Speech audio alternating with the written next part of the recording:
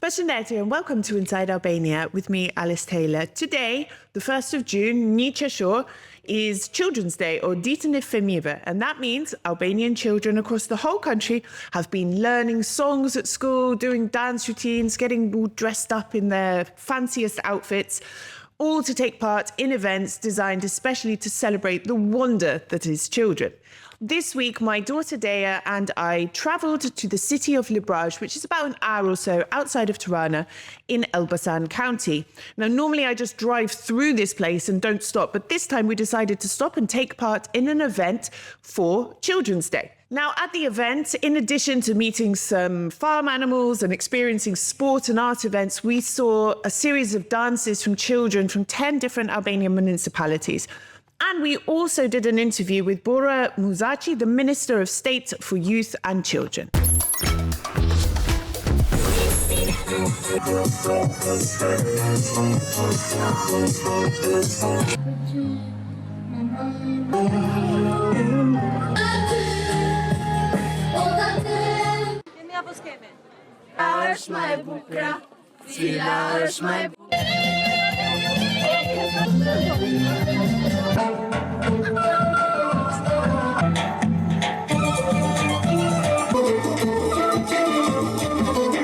Tirana, kryeqyteti I Shqipërisë.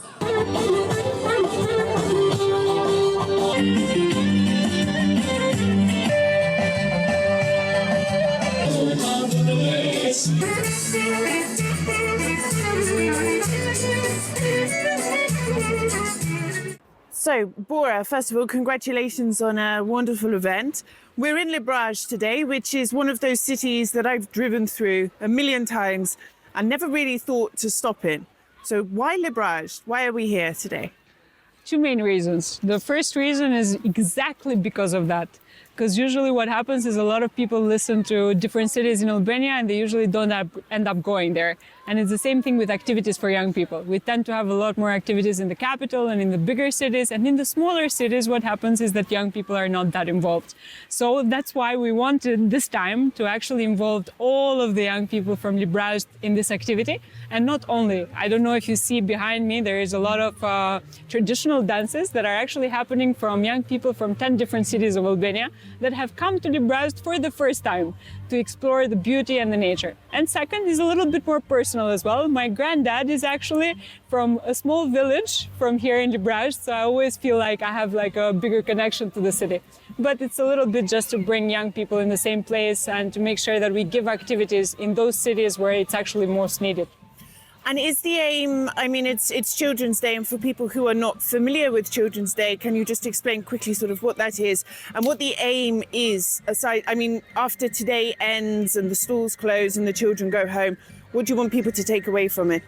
The point of today is actually to make sure that we have educative activities for young people that are also fun. So making sure that we're teaching them something and doing that in an entertaining way. So this is why today we had a lot of different corners where young people and children could actually learn. And the first corner was on agriculture and environment. So they had the opportunity to learn about the importance of planting as well as taking care of our environment. The other one was on financial education. So it was games, but also teaching them on the importance of money. And of course, we had the sports corner, which is always there in every activity that we have. So practically we did decide on a specific different corners throughout the activity where young people had the opportunity to learn and have fun. And this is what we try and do with every single program that we build in the ministry. So the same thing goes for our coding program that we started for the first grade, where we're teaching them how to code, but we're doing that through a fun interactive game that they can actually play. Because we've realized that it's not enough just to teach kids, it's also important to give them something that is entertaining and fun to do at the same time. So I guess that was the point of today, and also what we're trying to do is to make sure that the learning doesn't happen just in school, but it happens also in after school time, so in extracurricular activities. And this has been the goal of today's activity as well. You mentioned earlier that you sort of chose Libraj because it's one of those cities people sometimes forget about and activities can happen in more the main big cities. But what sort of challenges are you facing in your role sort of across the country? What are the recurrent challenges that you face when dealing with youth and in your work? I think if I had to come up with 3 ways of describing every challenge that young people do face in all over Albania, it follows under the 3 pillars of the youth strategy. So we've actually compiled the National Youth Strategy for 2022 to 2029, and young people themselves identified the issues that bother them and the challenges that they had. So I did a tour all over Albania in 61 municipalities where I met people in 3 different groups. So the young teenagers, and then those that are in universities, and those that are young professionals. And they described their challenges falling under 3 categories. The first one is empowerment and engagement in decision-making. And that was the first one that they thought was an issue that needed to be tackled. Whereas the second one, it revolves around teaching them the skills and the qualities for the jobs of the future. So practically preparing them for what is needed in their future careers. And third, but not least in terms of importance, is of course in regards to welfare. So the whole components about making sure that young people have opportunities to follow sports, to follow their education. And we compile them in these 3 different broader spectrums. And what we've worked on is different policies for each of the fields that young people have described as challenges. And also in Librazhd and in smaller cities than Librazhd as well, the challenges tend to be unified under these 3 pillars. And what we're doing is we're trying that together with young people, we focus on each pillar and devise measures that can actually take care of the problems that they face. And when you say skills for the future, you mentioned coding. This is exciting. My daughter will be starting first grade in a year and a half or so. So tell me about the coding, and what else are you teaching kids how to prepare for the future? I mean, we're faced with this social media age, which I find terrifying. How is the government adapting to this new reality? I think what we're doing is a lot of programs that we're coupling them together to prepare the young kids for what the future holds. So when we talk about coding, it looks like one thing, but actually when we teach them coding, we teach them about security, especially online security, which is very important with nowadays, especially with the online bullying and the many issues that kids actually face, especially with the social media. So our program in terms of coding has also the components of making sure you're safe on the internet and making sure that which people you should trust and which people you shouldn't trust, the whole concept of phishing and many other issues that young people can face. But not only that, we're also doing the Arts and Crafts project, which has the purpose of describing, allowing the young kids to explore their talents, as well as if they actually are talented, we can support them to follow their talents. And not only that, today you also saw our team sports. So our competitions that we've had between the young people of Albania, they've actually had championships in basketball, volleyball, where they're being taught and also sponsored by the government, both in terms of materials and in terms of equipment, as well as they're being trained 3 times a week. So the concept is to offer the opportunity to young people to actually explore their talents and also offer the opportunity to do these activities without any payment. So to offer that level of equality. So it doesn't matter what your parents do, it doesn't matter how much money your parents have, you still have the same right. And that is the thing that we're most proud of, that this kind of activities that we're offering them after school, they all have an equal access. And the purpose of most of our activities is to actually offer that kind of access. And now another question to do with the demographic changes in Albania. It's not just talking about people leaving the country, but within the country. You know, you go to more rural areas and schools have closed, there are less and less children. How does your work interact with other ministries in order to kind of prevent this migration or encourage people to stay and make the best of where they are? I think when we talk about migration, is always an issue that is not just faced by Albania, it's an issue that is faced by every single country in the world in one moment or another. So, I mean, talking for myself, I used to live abroad. I did my education in the UK and then I decided to come back to Albania. So I believe in the strong opportunity that young people nowadays have to actually explore the rest of the world, learn more about the rest of the world, and actually come back to give back the know-how that they've actually gathered in those countries. Having said that, that doesn't mean that we aren't working on making sure that we give the opportunity for young people to choose Albania. Because I think that's the part that is important. It's not just about staying in Albania because you have nowhere else to go. And that's not what we're trying to teach them. What we're trying to teach them is that this is a choice. This is a conscientious choice that young people should make. And how we do that is, of course, not just by myself, because that would be too much of a challenge. And because my field, both youth and children, are horizontal, it means that I need to do a lot of coordination with the rest of the institutions, starting from Ministry of Education, where most of our programs rely on a good value of education, because that is one of the reasons that young people quote as an issue for living.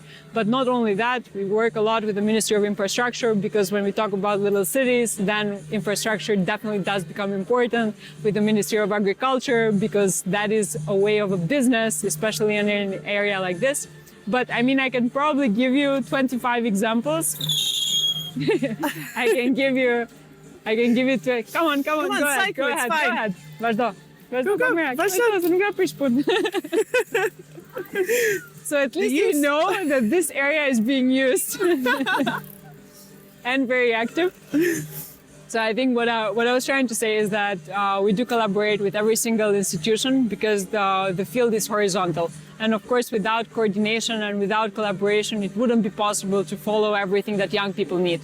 Young people need streets, like young people need infrastructure, they need education, they need employment, and I can go on and on and on. And this is probably the reason why my role is to be the voice of young people in the government, as well as to promote the issues and the challenges that they have in order to find solutions. So that's what I've been trying to do in this past, well, almost 3 years now. Bora, thank you very much. Thank you.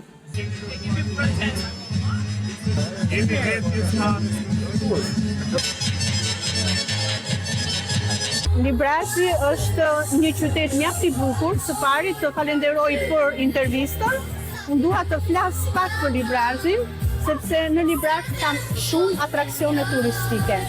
Së pari ne kemi parkun e Shebenikut, që është një park nga më të mëdhenjt në Europë dhe është I përbërë me shumë në pyet janë të përbëra me aishte, me pisha, me dru, me lajsi, e të tjera, plus që kemi dhe 14 liçenet akullnajore që ndodhen në parkun e madh të Shebenikut. Librazhi është I përfaqësuar nga mjaft shpella. Këtu përmend shpellën e Koshorishtit, e cila është një shpellë që daton nga shekulli IX dhe në tavanin e kishës është ndërtuar dishepuj Maria me dishepujt e saj. Është një atraksion mjaft I bukur për të vizituar. Kemi shpellën e Plakës, kemi burrën e Zezë në zonën e Dardës, sepse Darda është një nga fshatrat që hyn në 100 fshatrat, edhe Fushstudna.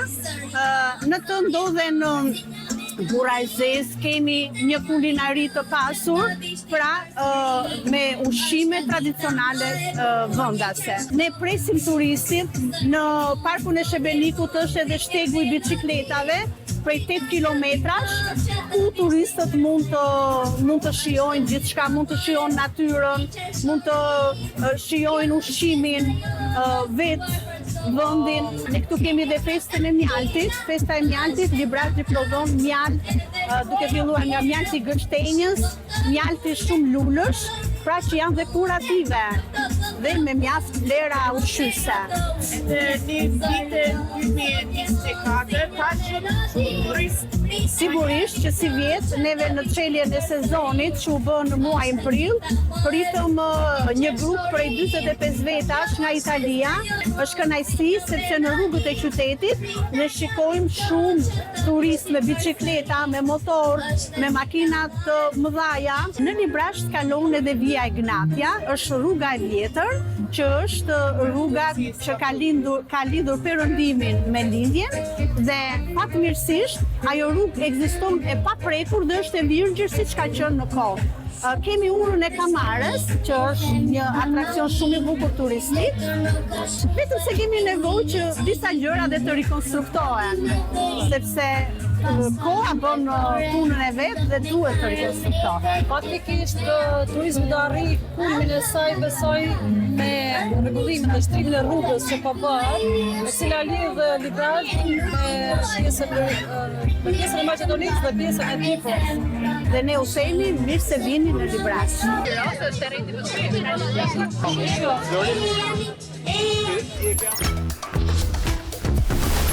Now, on to our next story. Genta Lata was born and raised in London, UK, but she originally comes from Kosovo. despite that, she maintains a very deep and personal connection with her roots in Kosovo and also neighbouring Albania. Now, she works in the National Health Service, the NHS, which is the publicly funded health service. And she specifically helps people suffering from trauma and anxiety, and she has an interest in working with young people.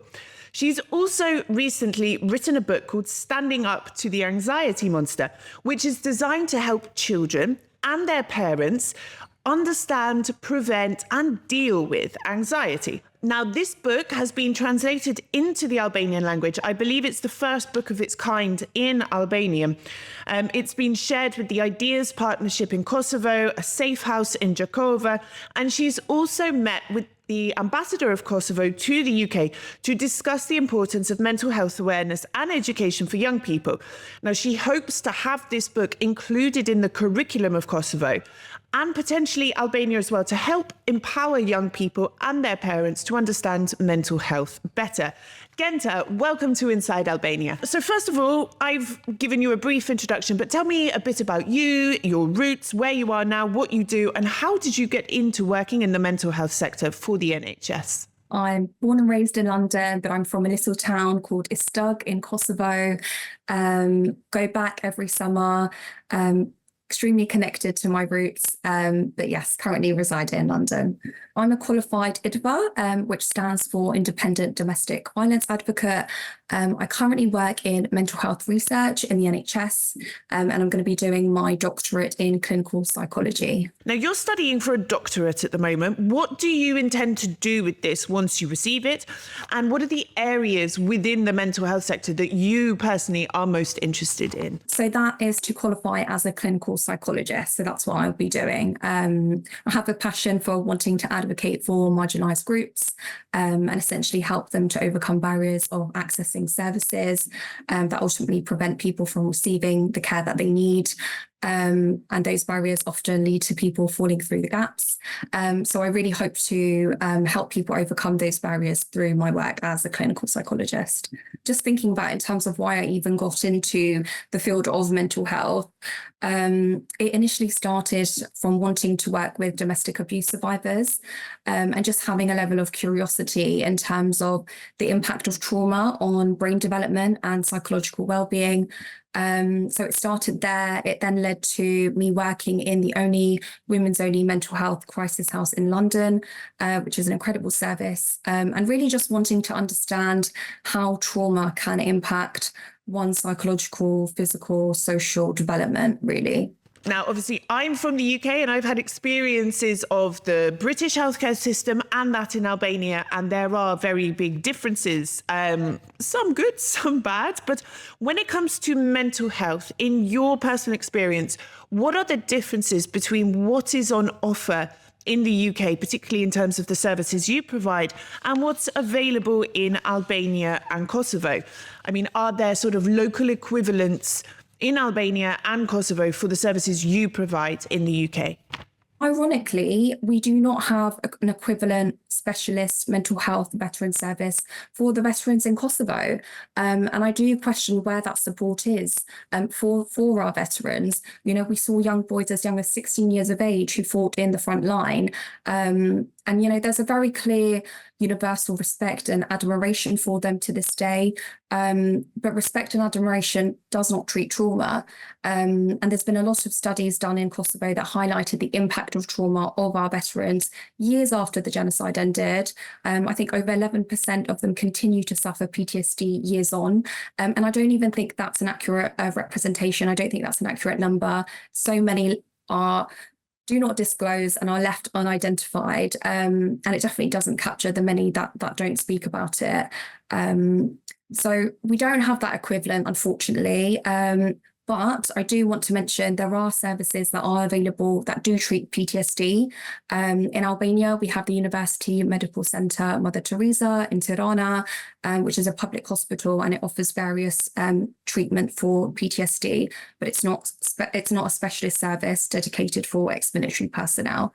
Now, what made you want to bring your experience back from the UK to the region, Kosovo and Albania, or rather in the Albanian language overall? Was there a need? Was there a gap? What was behind it for you? It's very difficult to talk about mental health in Albania and Kosovo without acknowledging the political contexts that have ultimately shaped our culture.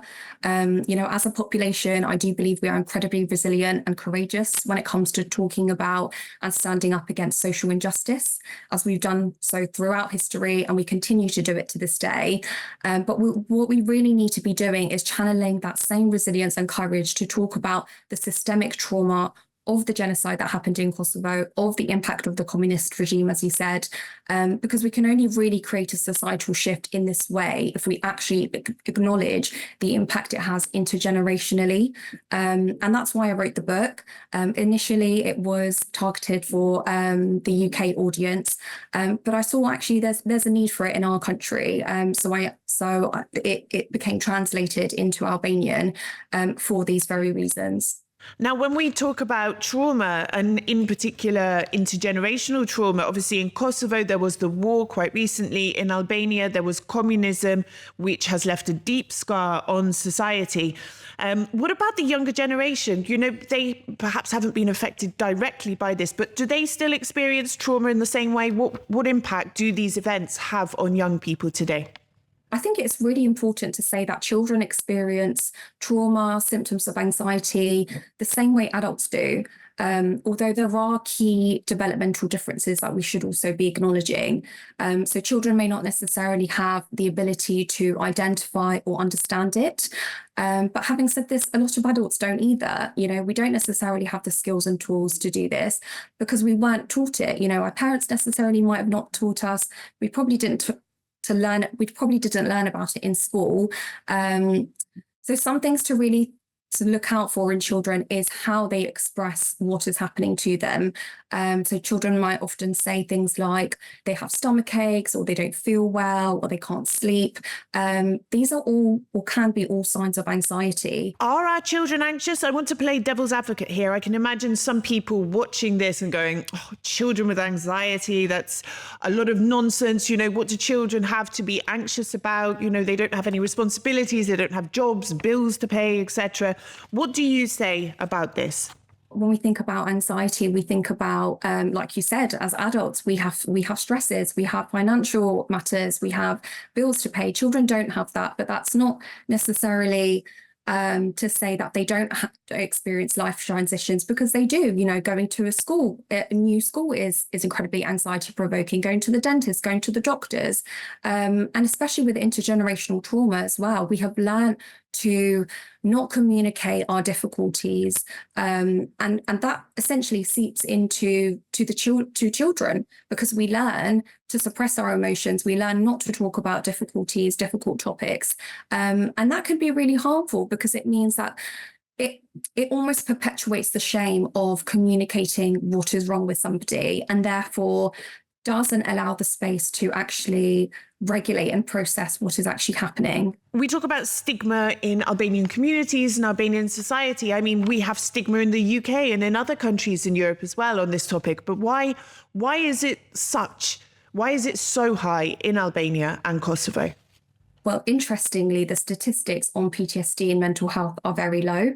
And as you mentioned before, I do suspect this is due to stigma, the shame, the fear of judgment, which ironically are trauma responses, and not being able to talk about, or feeling safe enough to talk about, the impact of atrocities, especially the atrocities that Albanian communities have experienced.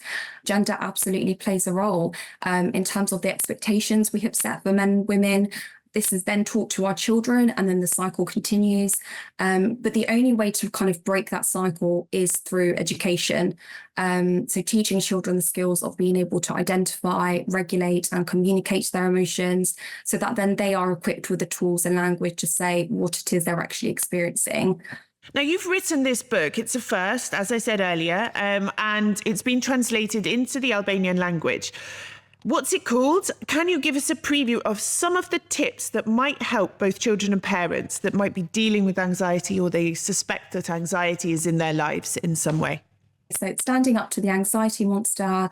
We brought these teachings of mental health back to Kosovo because, like I said, I'm extremely passionate about raising awareness on this issue, especially within our community. Essentially, it's an activity book. So it has lots of activities there to really help children identify and regulate and communicate their emotions, essentially giving children a toolbox and the language to be able to say what it is they are experiencing. And I think the reason why I guess I brought this into to the Albanian community is because education is fundamental. The children who become equipped with these tools become the ones to change the cultural norms, to break down barriers and expectations of gender roles that we've set out historically and continue to set out, essentially.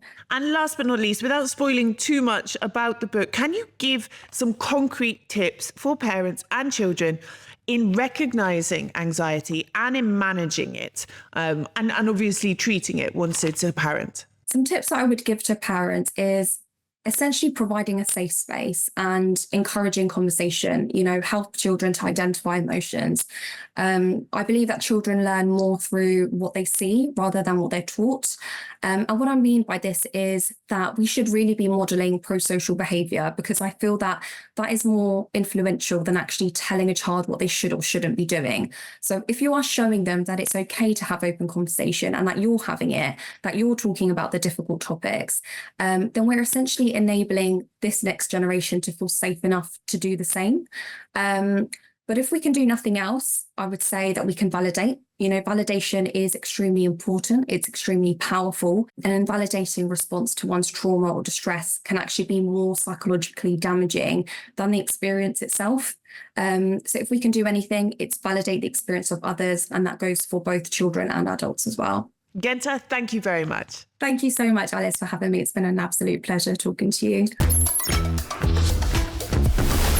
For my next guest, I'm joined in the studio by Fiori Hodjai from Tropoja, one of my favourite places in Albania. I just can't understand what they're saying when they talk, unfortunately.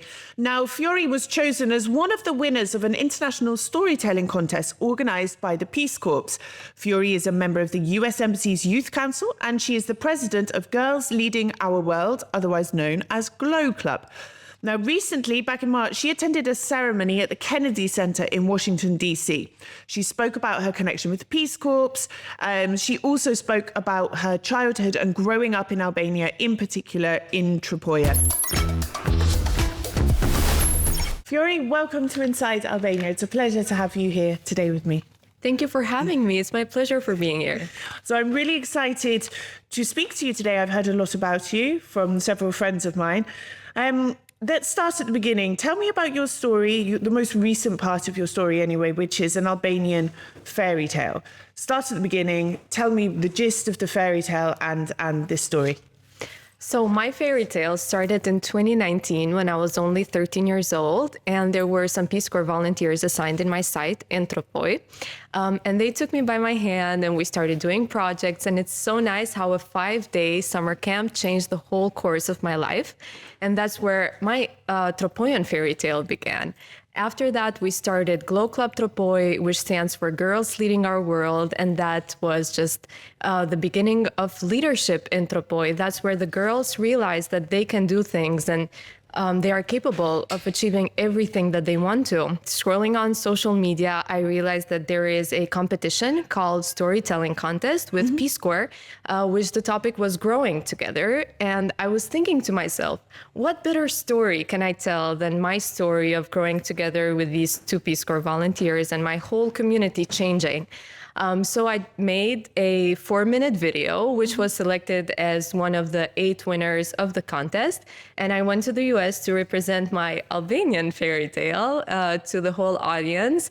And it was such a pleasure to have amazing guests being there and presenting our story to the international arena. Putting Albania on the map in a positive way. Yeah, exactly. Now, I want to pick up on one thing you mentioned, GLOW.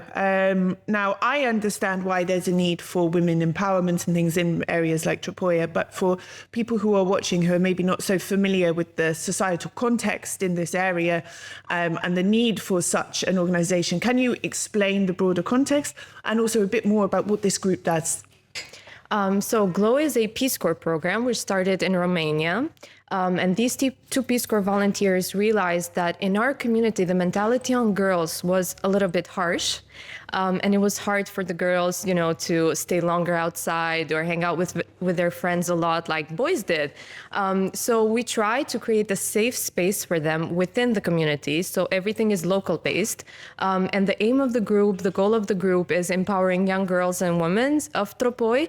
And now we're seeing that it's having a broader it's reaching a broader audience and impact because we have been sharing our story with everybody, and, you know, people get moved and they want to hear more, they want to see more, and now they want to be part of our story. So they want to contribute to this community development. And the girls and women that take part in this organization, like, what sort of activities do you do? How do you sort of help them develop with empowerment and things like this?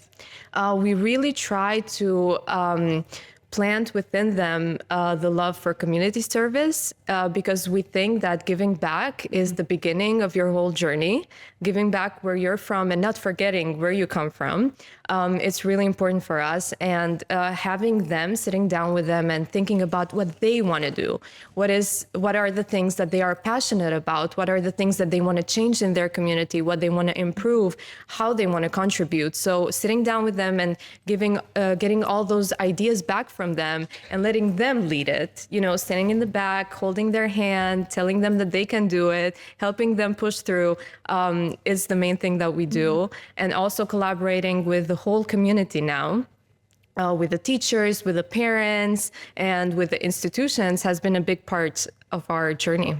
And I think in an area like Tropoi, it's developing the sense of community and contributing to the community, and involvement and giving back is very important, because I think it has one of the, if not the highest rate of sort of demographic change in Albania, because it's so remote.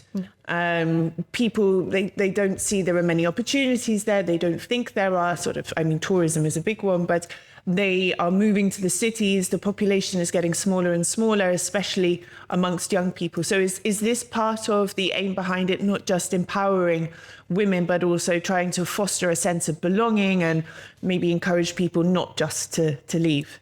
Yeah, this was a very important part why we started, so we can tell the young generation, by action, that they should love their country, they should love their hometown, and give them reasons to stay. You went to Washington, D.C. as a result of being one of the winners of this competition. I mean, that's huge. You also received a letter from the US Secretary of State, Antony Blinken, which I can imagine is like framed on your wall, probably. Big gold frame. Yeah. With a picture on the side. Yeah. What was that experience like? What was it like getting the letter, the recognition from him, going to the US, speaking in front of all of those very, very important people? And what was the reaction from them as well? Well, for me, the letter was like the best reward I could get. Before, when we had the secretary here in Tirana, I was selected as the youth speaker at the event at the Pyramid. And I have never enjoyed something that much in my life. It's like when I went on stage, I felt like, okay, this is where I belong. I'm going to stay here. You guys can go. You weren't terrified slightly? No, I was so excited. Yeah. I was really excited to share my story once again, and also have all those inspiring young Albanians in front of me who want to contribute and give back to their country. Yes. Is one more reason why I was very excited to share everything that I said there. And getting the letter from the secretary was just the cherry on top. Getting recognition from him, he's a very smart man. And for someone who aspirates to follow the path of international relations, it's one more motivation to go forward. Now, you obviously have you are immersed in some of these communities. You listen to what people have to say, your peers. I mean, we've touched on some of the issues already, but I want to ask if there's any more. What other issues are young people facing in these remote areas? So infrastructure is one, maybe a perceived lack of opportunity or job is another. What else is there? The lack of information is really important. We all are social media users, but social media can tell us so much. And in the end of the day, then you need people to tell you what is actually going on. One specific example that I can give to kind of visualize the idea that I'm talking about, the kids there didn't have information about the opportunities that are in Tirana, so they would come to university and they would have nothing to do besides school and going home and learning for school. Now, it's really important to get great grades. And we totally agree on that, but it's really important to have the social side and, you know, find internship opportunities, find job opportunities, part-time that they can work during their school time. And I think this is the key point why young Albanians in remote areas are not very motivated to come even to Tirana, and they want to leave to other countries because they have more access to the information of the opportunities that there are. They see on Instagram and things like that, life in Europe is so wonderful and easy and everyone has so much money. It's not like that, unfortunately. Exactly. Now, what are your ambitions? Like, obviously you are very successful, very ambitious as well. So what is in the future for you, short term, long term? Do you want to stay in Albania? I really do want to stay in Albania, and I don't just say that, but I mean it. And I'm studying here in Albania political science in the Faculty of Social Sciences here in Tirana, and I really see myself contributing to the development of my country in a larger scale tomorrow. Hopefully being part of the government or any kind of leadership in our country that might help the youth to go forward and just improve the whole country. And actually, I was going to sneak my last question up on you to try and like put you on the spot, but you beat me to it, which was, I can see you running in politics in the future, being a politician. I mean, how to put this nicely, you seem more honest than many politicians out there. You're really passionate, you believe in it, etc. And no offense to any politicians, really, but I could see you doing something like this. The way you speak, the way you hold yourself on a stage, the way that you just said you weren't scared to talk in front of all those people. You were excited. You know, these are impressive and very rare skill sets. So I could see you running for politics in the future. And there's not many people I've seen that I would say that about. This is something you've considered? I mean, are you going to run for Prime Minister one day? Do you want to work with a political party? I mean, what's your sort of long-term ambition? Look, you never know. Never say never. But my main focus right now is international relations. I would love to even represent Albania in another country. Okay. Or work with foreign representatives here in Albania. So there's a lot of political problems going on at the moment, which do cause some problems in terms of Albania's reputation. But we have elections coming. The main parties have said they're going to sort of cooperate and get on with each other. Let's see how long that lasts. But I feel that not much attention is paid to what the youth want, you know, and they are the voters. They're the swing voters. They're the ones who have probably not made their minds up either way yet. But, you know, if they want to leave the country, why are they going to bother voting? So I want to ask you, in your experience, and bearing in mind your future ambitions as well, what do politicians in this country need to focus on to get the youth vote? I think that they need to sit down with the youth and include them in policy making. It's very important to get from them genuinely what they want and what they need, so they don't need to leave the country. And who is going to make this country better if everybody leaves? Exactly. Who is going to be left? And so I think it's very important for all politicians, because they have in their hands the future of this country. They have the youth, and they can find so many ways to include them in policy making by asking them. Like, give me some concrete things. What would you, if you had the Prime Minister in front of you now? I mean, we're similar heights, but that's where the similarities end. What would you say to him? What do the youth in this country need urgently from the government? They need job opportunities. They need better education. They need maybe even sisterhoods between universities who are abroad. I know Erasmus works great, but there are maybe a lot of other students that they aim to study in different countries so they can come and bring back a different culture and try to improve even the policy making here in Albania by the things that they learn abroad and how democracy works in other countries beside Albania. I'm curious, I haven't been to the US. What did you like about it and what did you not like?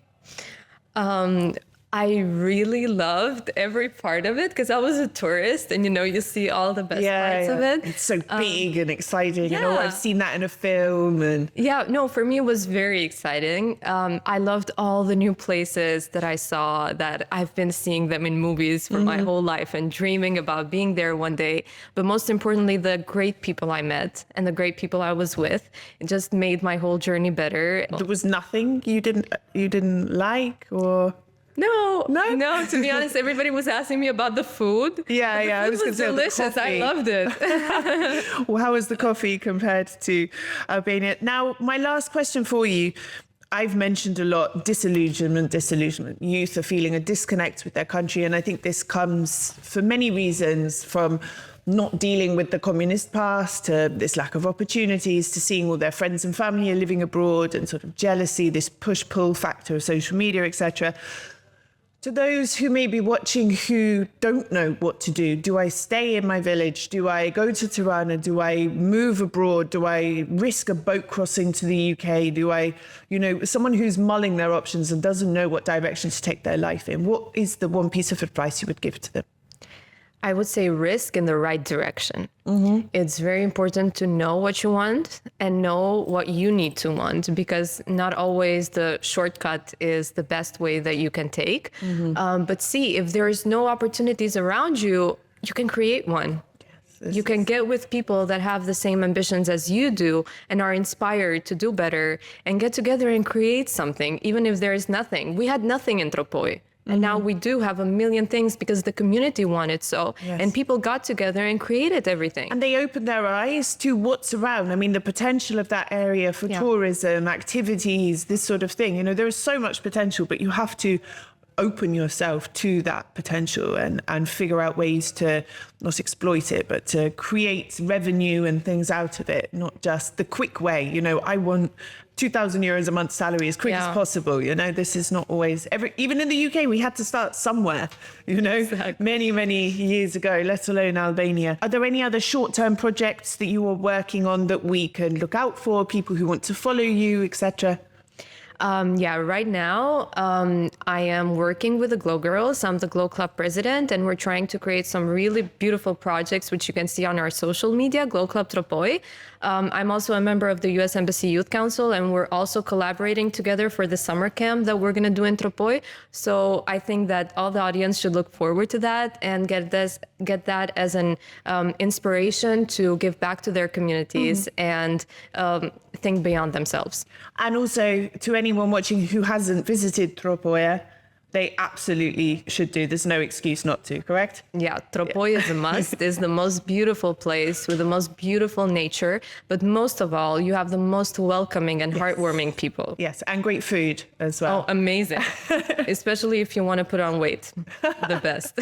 Fiori, thank you so much. And if I ever get my citizenship, you have my vote, hands down. Thank you so much, and thank you for having me. Anytime. It was great.